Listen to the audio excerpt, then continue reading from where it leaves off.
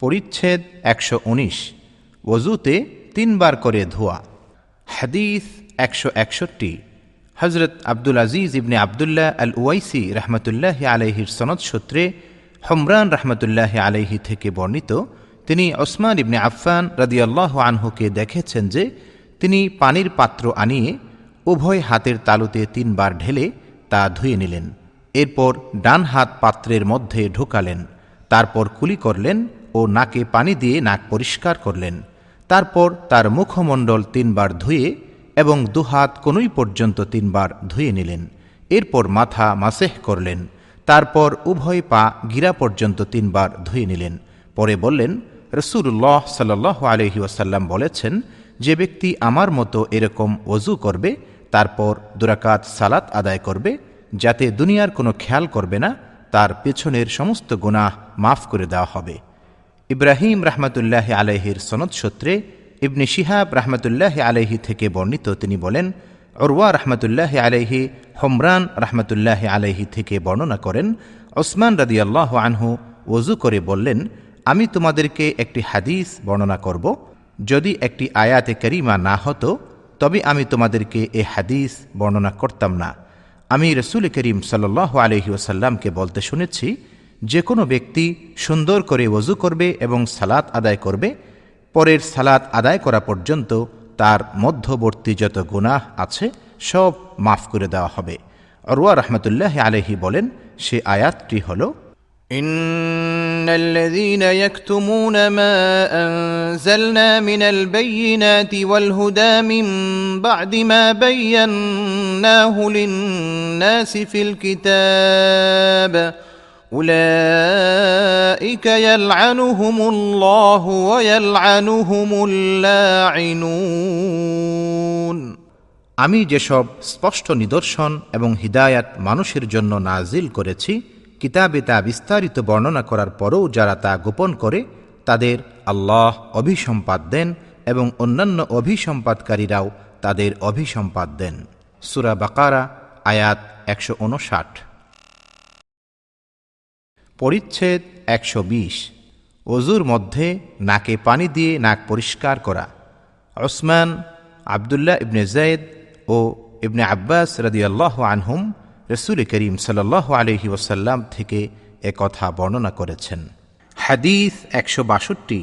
হযরত আবদান রাহমাতুল্লাহি আলাইহির সনদে আবু ইদ্রিস রাহমাতুল্লাহি আলাইহি থেকে বর্ণিত, তিনি আবু হুরায়রা রাদিয়াল্লাহু আনহুকে বলতে শুনেছেন, রাসূল করিম সাল্লাল্লাহু আলাইহি ওয়াসাল্লাম ইরশাদ করেন, যে ব্যক্তি ওযু করে সে যেন নাকে পানি দিয়ে নাক পরিষ্কার করে, আর যে ইস্তেঞ্জা করে সে যেন বেজুর সংখ্যক ঢিলা কুলুক ব্যবহার করে। পরিচ্ছেদ ১২১। ইস্তিনজার জন্য বেজুর সংখ্যক ঢিলা কুলুক ব্যবহার করা। হাদিস ১৬৩। হযরত আবদুল্লাহ ইবনে ইউসুফ রাহমাতুল্লাহি আলাইহির সনদে আবু হুরায়রা রাদিয়াল্লাহু আনহু থেকে বর্ণিত যে রাসূলুল্লাহ সাল্লাল্লাহু আলাইহি ওয়াসাল্লাম বলেছেন, তোমাদের মধ্যে কেউ যখন ওযু করে তখন সে যেন তার নাকে পানি দেয়, এরপর যেন ঝেড়ে নেয়, আর যে ব্যক্তি ইস্তিনজা করে সে যেন বেজোড় সংখ্যক ঢিলা কুলুক ব্যবহার করে। আর তোমাদের কেউ যখন ঘুম থেকে জাগে তখন সে যেন ওযুর পানিতে হাত ঢোকানোর আগে তা ধুয়ে নেয়, কারণ তোমাদের কেউ জানে না যে ঘুমন্ত অবস্থায় তার হাত কোথায় থাকে। পরিচ্ছেদ ১২২। দুপা ধোয়া এবং মাসেহ না করা। হাদিস ১৬৪। হযরত মূসা রাহমাতুল্লাহি আলাইহির সনদে আবদুল্লাহ ইবনে আমর রাদিয়াল্লাহু আনহু থেকে বর্ণিত, তিনি বলেন, রাসূল করিম সাল্লাল্লাহু আলাইহি ওয়াসাল্লাম এক সফরে আমাদের পেছনে রয়ে গিয়েছিলেন। এরপর তিনি আমাদের কাছে পৌঁছে গেলেন। তখন আমরা আসরের সালাত শুরু করতে দেরি করে ফেলেছিলাম, তাই আমরা ওযু করছিলাম এবং তাড়াতাড়ির কারণে আমাদের পা মাসেহ করার মতো হালকাভাবে ধুয়ে নিচ্ছিলাম। তখন তিনি উচ্চস্বরে বললেন, পায়ের গোড়ালিগুলোর জন্য জাহান্নামের আযাব রয়েছে। ২ বার অথবা ৩ বার তিনি একথা বললেন। পরিচ্ছেদ ১২৩। ওযুতে কুলি করা।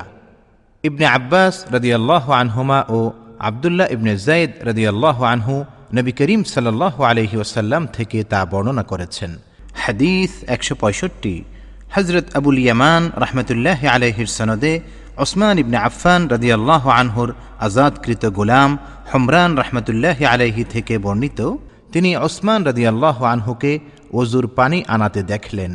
তারপর তিনি সে পাত্র থেকে উভয় হাতের উপর পানি ঢেলে তা 3 বার ধুয়ে ফেললেন। এরপর তার ডান হাত পানিতে ঢোকালেন।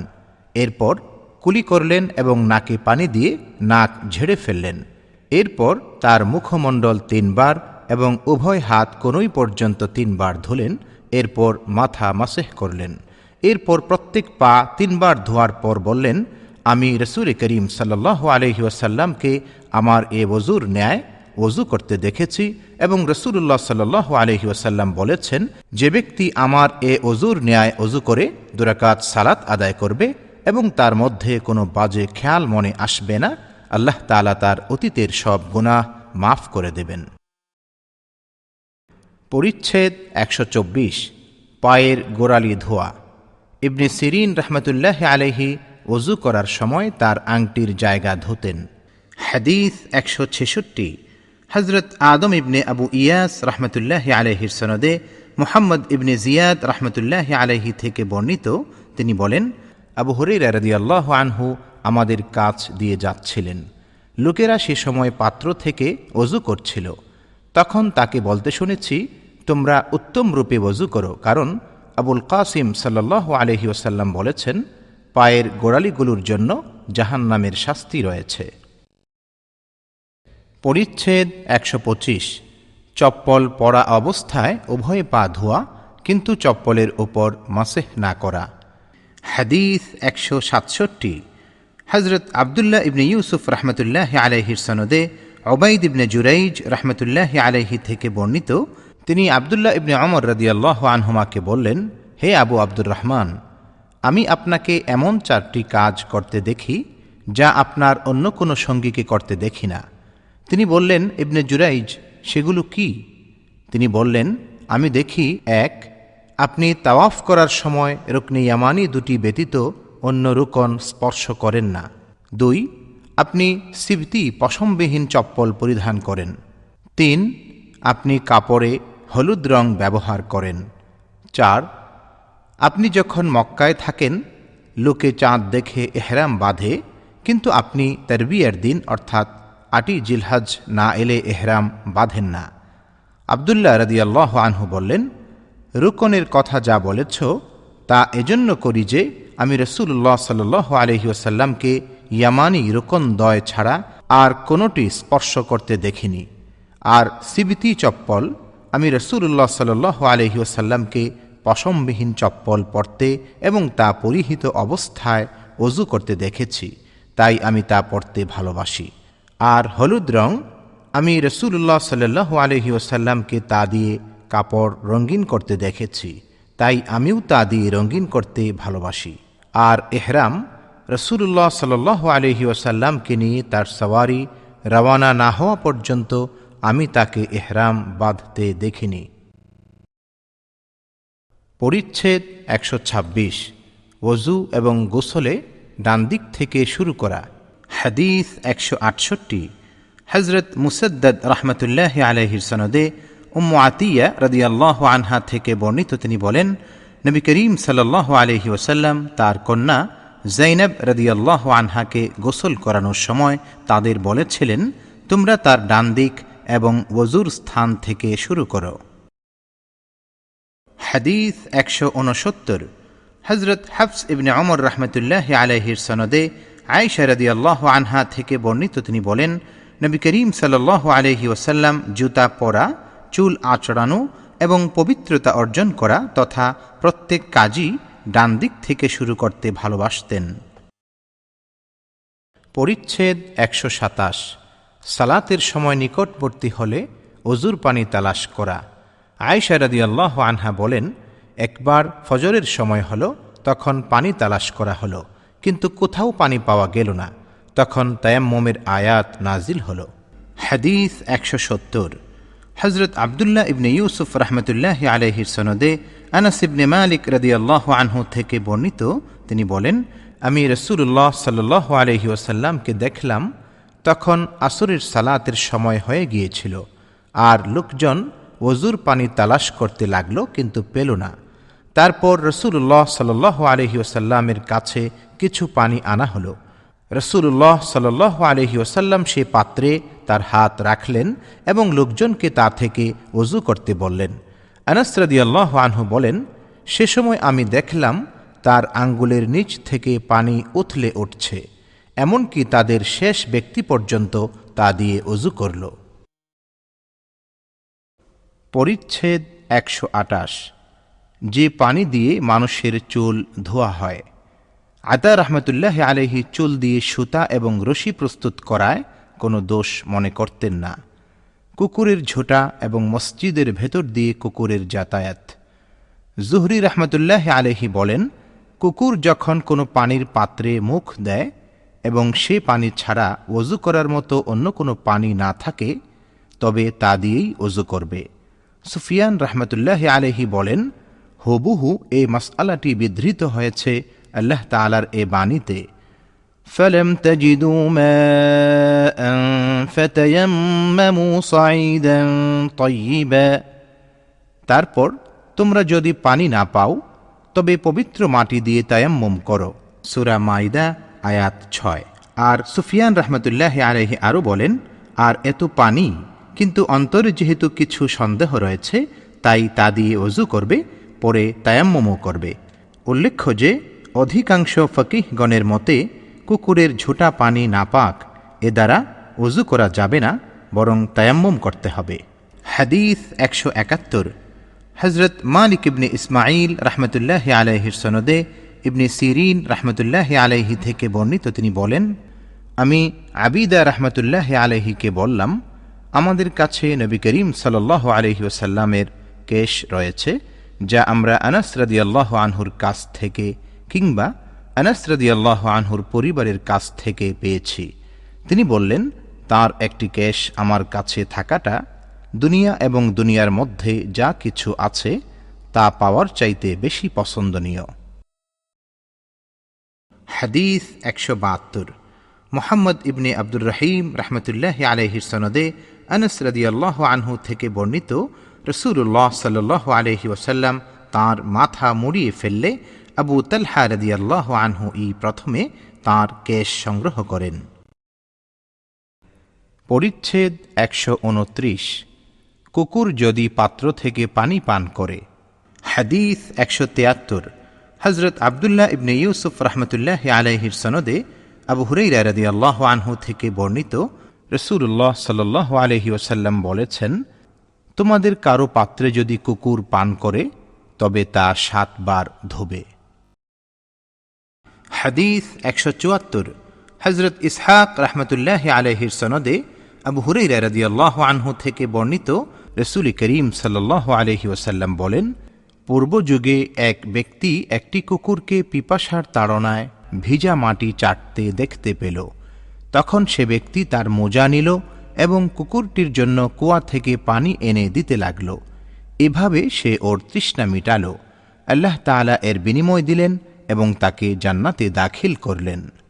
আহমদ ইবনে শবীব রহমতুল্লাহ আলাইহির সনদ সূত্রে আবদুল্লাহ রাদিয়াল্লাহু আনহু থেকে বর্ণিত, তিনি বলেন, রাসূলুল্লাহ সাল্লাল্লাহু আলাইহি ওয়াসাল্লামের জামানায় কুকুর মসজিদের ভেতর দিয়ে আসা যাওয়া করত, অথচ এজন্য তারা কোথাও পানি ছিটিয়ে দিতেন না। হাদিস ১৭৫। হযরত হফস ইবনে ওমর রহমতুল্লাহ আলাইহির সনদে আদি ইবনে হাতিম রাদিয়াল্লাহু আনহু থেকে বর্ণিত, তিনি বলেন, আমি প্রশিক্ষণপ্রাপ্ত কুকুর সম্পর্কে নবী করিম সাল্লাল্লাহু আলাইহি ওয়াসাল্লামকে জিজ্ঞাসা করলাম। তিনি বললেন, তুমি যখন তোমার প্রশিক্ষণপ্রাপ্ত কুকুর শিকার ধরতে ছেড়ে দাও, তখন সে হত্যা করলে তা তুমি খেতে পারো, আর সে তার কিছু অংশ খেয়ে ফেললে তুমি তা খাবে না, কারণ সে তা নিজের জন্যই ধরেছে। আমি জিজ্ঞাসা করলাম, কখনো কখনো আমি আমার কুকুর শিকারে পাঠিয়ে দেই, এরপর তার সাথে অন্য এক কুকুরও দেখতে পাই, এমতাবস্থায় শিকারকৃত প্রাণীর হুকুম কি? তিনি বললেন, তাহলে খেও না, কারণ তুমি বিসমিল্লাহ বলেছ কেবল তোমার কুকুরের বেলায়, অন্য কুকুরের বেলায় বিসমিল্লাহ বলনি। পরিচ্ছেদ ১৩০। সম্মুখ এবং পেছনের রাস্তা দিয়ে কিছু নির্গত হওয়া ছাড়া অন্য কারণে যিনি ওযুর প্রয়োজন মনে করেন না। আল্লাহ তাআলার এ বাণীর কারণে। أو جاء أحد منكم من الغائط অথবা তোমাদের কেউ শৌচস্থান থেকে আসে। সূরা নিসা আয়াত 43। আতা রাহমাতুল্লাহি আলাইহি বলেন, যার পেছনের রাস্তা দিয়ে পোকা বের হয় অথবা যার পুরুষাঙ্গ দিয়ে উকুনের ন্যায় কিছু বের হয়, তার পুনরায় ওযু করতে হবে। জাবির ইবনে আব্দুল্লাহ রাদিয়াল্লাহু আনহুমা বলেন, কেউ সালাতের মধ্যে হেসে ফেললে কেবল সালাতই দোহরাবে, অর্থাৎ আবার পড়বে, পুনরায় ওযু করবে না। হাসান রাহমাতুল্লাহ আলাইহি বলেন, কেউ যদি চুল অথবা নখ কাটে অথবা তার মোজা খুলে ফেলে, তবে তার পুনরায় ওযু করতে হবে না। আবু হুরায়রা রাদিয়াল্লাহু আনহু বলেন, হাদাস ছাড়া আর কিছুতে ওযুর প্রয়োজন নেই। জাবির রাদিয়াল্লাহু আনহু থেকে বর্ণিত, রাসূল করিম সাল্লাল্লাহু আলাইহি ওয়াসাল্লাম যাতুর রিকা এর যুদ্ধে ছিলেন। সেখানে এক ব্যক্তি তীরবিদ্ধ হলেন এবং ফিনকি দিয়ে রক্ত ছুটল, কিন্তু তিনি সে অবস্থায় রুকু করলেন, সিজদা করলেন এবং সালাত আদায় করতে থাকলেন। হাসান রাহমাতুল্লাহি আলাইহি বলেন, মুসলিমগণ সবসময় তাদের জখম অবস্থায় সালাত আদায় করতেন এবং তাউস রাহমাতুল্লাহি আলাইহি, মুহাম্মদ ইবনে আলী রাহমাতুল্লাহি আলাইহি, আতা রাহমাতুল্লাহি আলাইহি ও হিজাজবাসীগণ বলেন, রক্তক্ষরণে ওযু করতে হয় না। ইবনে ওমর রাদিয়াল্লাহু আনহুমা একবার একটি ছোট ফোড়া টিপ দিলেন, তা থেকে রক্ত বের হল, কিন্তু তিনি ওযু করলেন না। ইবনে আবু আউফা রাদিয়াল্লাহু আনহু রক্ত মিশ্রিত থুতু ফেললেন, কিন্তু তিনি সালাত আদায় করতে থাকলেন। ইবনে ওমর রাদিয়াল্লাহু আনহুমা ও হাসান রাহমাতুল্লাহি আলাইহি বলেন, কেউ শিঙ্গা লাগালে কেবল তার শিঙ্গা লাগানো স্থানেই ধোয়া প্রয়োজন। হাদিস 176। হযরত আদম ইবনু আবি ইয়াস রাহমাতুল্লাহি আলাইহির সনদে আবু হুরায়রা রাদিয়াল্লাহু আনহু থেকে বর্ণিত, তিনি বলেন, রাসূলুল্লাহ সাল্লাল্লাহু আলাইহি ওয়াসাল্লাম বলেছেন, বান্দা যে সময়টা মসজিদে থেকে সালাতের অপেক্ষায় থাকে, তার সে পুরো সময়টাই সালাতের মধ্যে গণ্য হয়, যতক্ষণ না সে হাদাস করে। এক অনারব ব্যক্তি বলল, হাদাস কি হে আবু হুরায়রা? তিনি বললেন, শব্দ করে বায়ু বের হওয়া। হাদিস 177। হযরত আবুল ওয়ালিদ রাহমাতুল্লাহি আলাইহির সনদে আব্বাদ ইবনে তামিম রাহমাতুল্লাহি আলাইহি তাঁর চাচার সূত্রে বর্ণনা করেন, রাসূল করিম সাল্লাল্লাহু আলাইহি ওয়াসাল্লাম বলেছেন, কোনো মুসল্লি সালাত থেকে ফিরবে না যতক্ষণ না সে শব্দ শুনে বা গন্ধ পায়। হাদিস 178। হযরত কুতাইবা রাহমাতুল্লাহি আলাইহির সনদে মুহাম্মদ ইবনুল হানফিয়া রাহমাতুল্লাহি আলাইহি থেকে বর্ণিত, তিনি বলেন, আলী রাদিয়াল্লাহু আনহু বলেছেন, আমার বেশি বেশি মজি বের হতো, কিন্তু আমি রাসূলুল্লাহ সাল্লাল্লাহু আলাইহি ওয়াসাল্লামের কাছে এ সম্পর্কে জিজ্ঞাসা করতে লজ্জাবোধ করছিলাম। তাই আমি মিকদাদ ইবনে আসওয়াদ রাদিয়াল্লাহু আনহুকে অনুরোধ করলাম, তিনি যেন রাসূলুল্লাহ সাল্লাল্লাহু আলাইহি ওয়াসাল্লামের কাছে জিজ্ঞাসা করেন। তিনি তাকে জিজ্ঞাসা করলেন, তিনি বললেন, এতে শুধু ওযু করতে হয়। হাদিসটি শুআবা রাহমাতুল্লাহি আলাইহি, আমাশ রাহমাতুল্লাহি আলাইহি থেকে বর্ণনা করেছেন। হাদিস 179।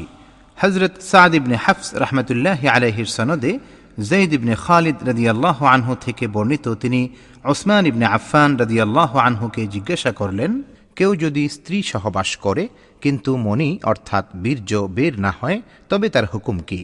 উসমান রাদিয়াল্লাহু আনহু বললেন, সে ওযু করে নিবে যেমন ওযু করে থাকে সালাতের জন্য, এবং তার লজ্জাস্থান ধুয়ে ফেলবে। উসমান রাদিয়াল্লাহু আনহু বলেন, আমি একথা রাসূলুল্লাহ সাল্লাল্লাহু আলাইহি ওয়াসাল্লাম থেকে শুনেছি। যায়েদ রাদিয়াল্লাহু আনহু বলেন, তারপর আমি এ সম্পর্কে আলী রাদিয়াল্লাহু আনহু, জুবাইর রাদিয়াল্লাহু আনহু, তালহা রাদিয়াল্লাহু আনহু ও উবাই ইবনে কাব রাদিয়াল্লাহু আনহুকে জিজ্ঞাসা করেছি, তারা আমাকে এ নির্দেশই দিয়েছেন। টিকা, এ বিধান পরে রহিত হয়ে গিয়েছে। স্ত্রীর সাথে সঙ্গত হওয়ার কারণে গোসল ওয়াজিব হয়, এটি সর্বসম্মত সিদ্ধান্ত। এ বিষয়ে 201 পরিচ্ছেদ 287 নং হাদিসে বিস্তারিত আলোচনা রয়েছে। হাদিস 180। হযরত ইসহাক ইবনে মনসুর রাহমাতুল্লাহি আলাইহির সনদে আবু সাঈদ খুদরি রাদিয়াল্লাহু আনহু থেকে বর্ণিত যে রাসূলুল্লাহ সাল্লাল্লাহু আলাইহি ওয়াসাল্লাম এক আনসারীর কাছে লোক পাঠালেন। তিনি চলে এলেন। তখন তার মাথা থেকে পানির ফোঁটা পড়ছিল।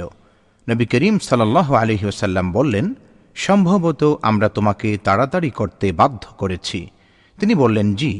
রাসূলুল্লাহ সাল্লাল্লাহু আলাইহি ওয়াসাল্লাম বললেন, যখন ত্বরার কারণে মনি বা বীর্য বের না হয়, অথবা বললেন মনির অভাবজনিত কারণে তা বের না হয়, তবে তোমার উপর কেবল ওযু করা জরুরি।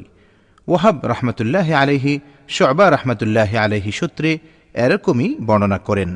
তিনি বলেন, আবু আবদুল্লাহ রহমতুল্লাহ আলাইহি বলেছেন, গুন্দর রহমতুল্লাহ আলাইহি ও ইয়াহইয়া রহমতুল্লাহ আলাইহি শুআবা রহমতুল্লাহ আলাইহির সূত্রে বর্ণনায় ওযুর কথা উল্লেখ করেননি। পরিচ্ছেদ 131। শ্রদ্ধেয় জনকে কোনো ব্যক্তির ওযু করিয়ে দেওয়া। হাদিস 181। মুহাম্মদ ইবনে সালাম রহমতুল্লাহ আলাইহির সনদে উসামা ইবনে যায়েদ রাদিয়াল্লাহু আনহু থেকে বর্ণিত, রাসূলুল্লাহ সাল্লাল্লাহু আলাইহি ওয়াসাল্লাম যখন আরাফাত থেকে ফিরছিলেন, তখন তিনি একটি গিরিপথের দিকে গিয়ে তাঁর প্রাকৃতিক প্রয়োজন সেরে নিলেন। উসামা রাদিয়াল্লাহু আনহু বলেন, পরে আমি তাকে পানি ঢেলে দিচ্ছিলাম আর তিনি ওযু করছিলেন। এরপর আমি বললাম, ইয়া রাসূলুল্লাহ, আপনি কি সালাত আদায় করবেন? তিনি বললেন, সালাতের স্থান তোমার সামনে। হাদিস 182। আমর ইবনে আলী রাহমাতুল্লাহ আলাইহির সনদে মুগীরা ইবনে শুআবা রাদিয়াল্লাহু আনহু থেকে বর্ণিত, তিনি এক সফরে রাসূলুল্লাহ সাল্লাল্লাহু আলাইহি ওয়াসাল্লামের সঙ্গে ছিলেন। এক সময় তিনি প্রাকৃতিক প্রয়োজন সারতে গেলেন। প্রয়োজন সেরে আসার পর মুগীরা রাদিয়াল্লাহু আনহু তাকে পানি ঢেলে দিচ্ছিলেন এবং তিনি ওযু করছিলেন। তিনি তার মুখমণ্ডল এবং দুহাত ধুলেন এবং তার মাথা মাসেহ করলেন এবং উভয় মোজার উপর মাসেহ করলেন। পরিচ্ছেদ 132। বিনা ওযুতে কোরআন প্রভৃতি পাঠ করা। মনসুর রহমতুল্লাহ আলাইহি ইব্রাহিম রহমতুল্লাহ আলাইহি থেকে বর্ণনা করেন, হাম্মামখানায় বা গোসলখানায় কোরআন পাঠ করা এবং বিনা ওযুতে পত্র লেখায় কোনো দোষ নেই। হাম্মাদ রহমতুল্লাহ আলাইহি ইব্রাহিম রহমতুল্লাহ আলাইহি থেকে বর্ণনা করেন, হাম্মামখানার লোকদের পরনে ইজার অর্থাৎ লুঙ্গি বা পায়জামা থাকলে সালাম দিও, নতুবা সালাম দিও না। হাদিস 183। হযরত ইসমাঈল রাহমাতুল্লাহ আলাইহির সনদে আব্দুল্লাহ ইবনে আব্বাস রাদিয়াল্লাহু আনহুমা থেকে বর্ণিত, তিনি একবার নবী করিম সাল্লাল্লাহু আলাইহি ওয়াসাল্লামের স্ত্রী মাইমুনা রাদিয়াল্লাহু আনহার ঘরে রাত কাটান। তিনি ছিলেন ইবনে আব্বাস রাদিয়াল্লাহু আনহুমার খালা। ইবনে আব্বাস রাদিয়াল্লাহু আনহুমা বলেন, এরপর আমি বিছানার চওড়া দিকে শয়ন করলাম এবং রাসূলুল্লাহ সাল্লাল্লাহু আলাইহি ওয়াসাল্লাম ও তার স্ত্রী বিছানার লম্বা দিকে শয়ন করলেন। এরপর রাসূলুল্লাহ সাল্লাল্লাহু আলাইহি ওয়াসাল্লাম ঘুমিয়ে পড়লেন। এমনিভাবে রাত যখন অর্ধেক হয়ে গেল, তার কিছু পূর্বে কিংবা কিছু পরে রাসূলুল্লাহ সাল্লাল্লাহু আলাইহি ওয়াসাল্লাম জেগে উঠলেন। তিনি বসে তার হাত দিয়ে মুখমণ্ডল থেকে ঘুমের আবেশ মুছতে লাগলেন। তারপর সূরা আল ইমরানের শেষ 10 আয়াত পাঠ করলেন। এরপর দাঁড়িয়ে একটি ঝুলন্ত মশক থেকে ওযু করলেন। তিনি সুন্দরভাবে ওযু করলেন। তারপর সালাতে দাঁড়িয়ে গেলেন। ইবনে আব্বাস রাদিয়াল্লাহু আনহুমা বলেন, আমিও উঠে তিনি যেরূপ করেছেন তদ্রূপ করলাম। তারপর গিয়ে তাঁর বাঁ পাশে দাঁড়ালাম। তিনি তার ডান হাত আমার মাথার উপর রাখলেন এবং আমার ডান কান ধরে একটু নাড়া দিলেন এবং তার ডান পাশে এনে দাঁড় করালেন। তারপর তিনি 2 রাকাত সালাত আদায় করলেন। তারপর 2 রাকাত, তারপর 2 রাকাত, তারপর 2 রাকাত, তারপর 2 রাকাত, তারপর 2 রাকাত, তারপর বিতর আদায় করলেন। তারপর শুয়ে পড়লেন। কিছুক্ষণ পর তাঁর কাছে মুয়াজ্জিন এলেন। এরপর তিনি দাঁড়িয়ে হালকাভাবে 2 রাকাত সালাত আদায় করলেন। তারপর বেরিয়ে গিয়ে ফজরের সালাত আদায় করলেন। পরিচ্ছেদ 133। পূর্ণ বেহুশি ছাড়া ওযু না করা, অর্থাৎ কেউ পুরোপুরি বেহুশ হয়ে পড়লে তার ওযু নষ্ট হয়ে যায়। হাদিস 184। হযরত ইসমাঈল রাহমাতুল্লাহ আলাইহির সনদে আসমা বিনতে আবু বকর রাদিয়াল্লাহু আনহুমা থেকে বর্ণিত, তিনি বলেন, আমি একবার নবী করিম সাল্লাল্লাহু আলাইহি ওয়াসাল্লামের স্ত্রী আয়েশা রাদিয়াল্লাহু আনহার কাছে এলাম। তখন সূর্যগ্রহণ লেগেছিল। দেখলাম সব মানুষ দাঁড়িয়ে সালাত আদায় করছে এবং আয়েশা রাদিয়াল্লাহু আনহাও দাঁড়িয়ে সালাত আদায় করছেন। আমি জিজ্ঞাসা করলাম, লোকদের কি হয়েছে? তিনি তার হাত দিয়ে আকাশের দিকে ইঙ্গিত করে বললেন, সুবহানাল্লাহ। আমি বললাম, এটা কি কোনো আলামত? তিনি ইশারা করে বললেন, হ্যাঁ। এরপর আমিও সালাতে দাঁড়িয়ে গেলাম। এমনকি আমাকে সংজ্ঞাহীনতায় আচ্ছন্ন করে ফেলল এবং আমি আমার মাথায় পানি দিতে লাগলাম। তারপর রাসূলুল্লাহ সাল্লাল্লাহু আলাইহি ওয়াসাল্লাম মুসল্লিদের দিকে ফিরে আল্লাহর প্রশংসা ও মহিমা বর্ণনা করে বললেন, যেসব জিনিস আমি ইতিপূর্বে দেখিনি সেসব আমার এই স্থানে আমি দেখতে পেয়েছি, এমনকি জান্নাত এবং জাহান্নামও। আর আমার কাছে ওহী পাঠানো হয়েছে যে কবরে তোমাদের পরীক্ষা করা হবে দাজ্জালের ফিতনার ন্যায় অথবা তার কাছাকাছি। বর্ণনাকারী বলেন, আসমা রাদিয়াল্লাহু আনহা কোনটি বলেছিলেন আমি জানি না।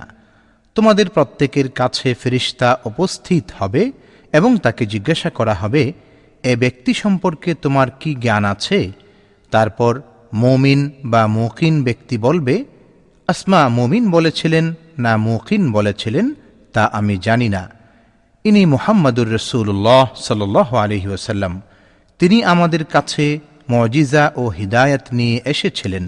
আমরা তার ডাকে সাড়া দিয়েছি, তার প্রতি ঈমান এনেছি এবং তার অনুসরণ করেছি। তারপর তাকে বলা হবে, নিশ্চিন্তে ঘুমাও, আমরা জানলাম যে তুমি মুমিন ছিলে। আর মুনাফিক বা মুরতাব অর্থাৎ সন্দেহ পোষণকারী বলবে, আমি জানি না। আসমা এর কোনটি বলেছিলেন তা আমি জানি না। লোকজনকে এর সম্পর্কে কিছু একটা বলতে শুনেছি আর আমিও তাই বলেছি। পরিচ্ছেদ ১৩৪। পূর্ণ মাথা মাসেহ করা। আল্লাহ তাআলার এ বাণীর পরিপ্রেক্ষিতে ওয়ামসাহু বিরুউসিকুম, আর তোমাদের মাথা মাসেহ করো। সূরা মায়দা আয়াত ৬। ইবনুল মুসাইয়িব রাহমাতুল্লাহি আলাইহি বলেন, স্ত্রীলোকও এক্ষেত্রে পুরুষের সমপর্যায়ে, সে তার মাথা মাসেহ করবে। ইমাম মালিক রাহমাতুল্লাহি আলাইহিকে জিজ্ঞাসা করা হল, মাথার কিছু অংশ মাসেহ করা কি যথেষ্ট হবে? তিনি আব্দুল্লাহ ইবনে যায়েদ রাদিয়াল্লাহু আনহুর হাদিস দলিল হিসাবে পেশ করলেন। হাদিস ১৮৫। হযরত আব্দুল্লাহ ইবনে ইউসুফ রাহমাতুল্লাহি আলাইহির সনদে ইয়াহইয়া আল মাজিনী রাহমাতুল্লাহি আলাইহি থেকে বর্ণিত, এক ব্যক্তি আব্দুল্লাহ ইবনে যায়েদ রাদিয়াল্লাহু আনহুকে, তিনি আমর ইবনে ইয়াহইয়ার দাদা, জিজ্ঞাসা করল, আপনি কি আমাদেরকে দেখাতে পারেন কিভাবে রাসূলুল্লাহ সাল্লাল্লাহু আলাইহি ওয়াসাল্লাম ওযু করতেন? আব্দুল্লাহ ইবনে যায়েদ রাদিয়াল্লাহু আনহু বললেন, হ্যাঁ। তারপর তিনি পানি আনালেন, হাতের উপর সে পানি ঢেলে দুবার তার হাত ধুইলেন।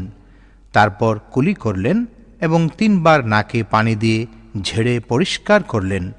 এরপর চেহারা ৩ বার ধুইলেন। তারপর দুহাত কনুই পর্যন্ত ২ বার করে ধুইলেন। তারপর দুহাত দিয়ে মাথা মাসেহ করলেন, অর্থাৎ হাত দুটি সামনে এবং পেছনে নিলেন। মাথার সম্মুখ ভাগ থেকে শুরু করে উভয় হাত গর্দান পর্যন্ত নিলেন। তারপর আবার যেখান থেকে নিয়েছিলেন সেখানেই ফিরিয়ে আনলেন। তারপর ২ পা ধুইলেন।